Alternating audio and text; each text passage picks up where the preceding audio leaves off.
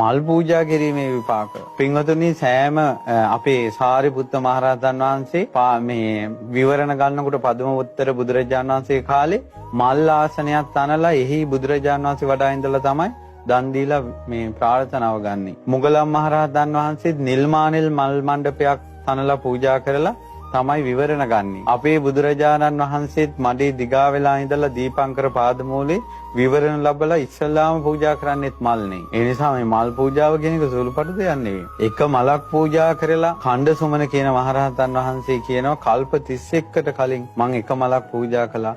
ඒ මල පූජා කරපු පින්බලෙන් කල්ප 31ක් සතර අපායට වැටුන්නේ නැහැ. මම දැන් මේ ගෞතම බුද්ධ ශාසනේ ඉතිරි පිනෙන් තමයි රහත් උනේ කියනවා. මලක් වුණත් පූජා කරනකොට පහන් සිතින් පූජා කරන්න පින්වත්. ඉතින් එක රහතන් වහන්සේ නමක් කියනවා මම චෛත්‍ය පූජාවට ගිහිල්ලා තමන්ගේ ස්වාමියා අතින් ඒ කියන්නේ ප්‍රධානියා දැන් මෙයා 16 මල් කූඩේ මෙයා අරන් යවුවට මලක් බිම වැටුණා. ඉතින් ස්වාමී මලක් බිම වැටුණා. එහෙනම් ඒක උඹ පූජා කරපන් කිව්වා. ආයේ වාද විවාද මොකුත් නැහැ. අර කූඩේ පැත්තකින් තියලා අර බිම වැටිච්ච මල පහන් සිතින් පූජා කළා. ඒ පිනෙන් අපේ බුද්ධ ශාසනය අරහත්ත්වයටපත් වුණා. පුදුම සහගතයි. මල් පූජාව කියන එක සුළු දෙයක් කියලා හිතන්න එපා. මල් පූජාවකට ගරහන්නත් එපා. එක එකන එක එක විදිහට මල් පූජා කරලා තියෙනවානේ. දැන් බලන්න අපේ රුවන්වැලි මහසෑය සම්පූර්ණයෙන්ම කල්ක අතුරලා සමම් මල් ගහලා තියෙනවානේ. මුළු රුවන්වැලි සෑයෙම මල් ඔටුන්නක් වගේ.